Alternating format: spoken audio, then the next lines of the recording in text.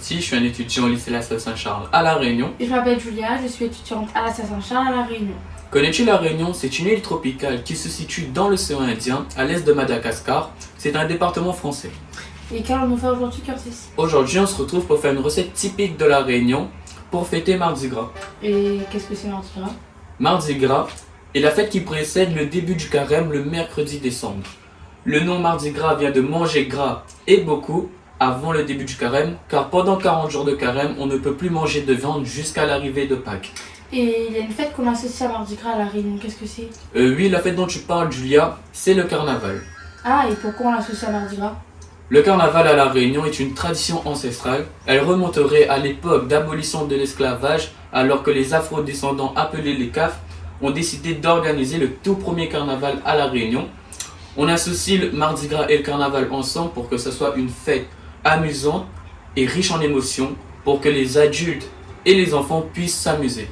C'est super ça. Alors allons-y, commençons. On se retrouve maintenant pour réaliser la recette typique de La Réunion qui est les beignets bananes. Et quels ingrédients avons-nous besoin pour cette recette, Curtis? Pour cette recette, nous avons besoin de 4 bananes, de la levure, de la farine, de l'arôme vanillé, du sucre, du lait et de l'huile.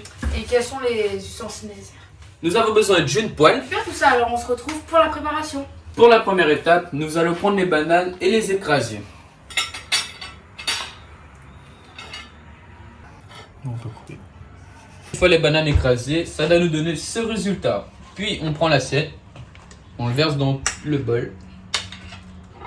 Une fois dans le bol, on va ajouter la levure, un sachet de levure. Et on va rajouter le sucre.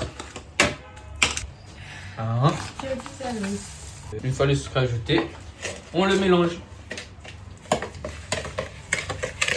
Après avoir ajouté la farine, on doit obtenir ce résultat. Si vous voyez que votre pâte est trop épaisse, vous pouvez rajouter du lait, mais ceci n'est pas obligatoire.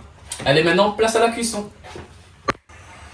Donc maintenant, place à la cuisson. On a ajouté l'huile, il faut faire chauffer l'huile. Il faut mettre une grande quantité d'huile. Maintenant, on met la pâte. Fait bien que ça soit rond. On laisse bien cuire d'un côté. Et une fois que l'autre côté est cuit, on le tourne avec les deux fourchettes. Pour que ça cuise des deux côtés. Regardez comment les beignets sont bien dorés maintenant. Maintenant, place à la dégustation. C'est parti.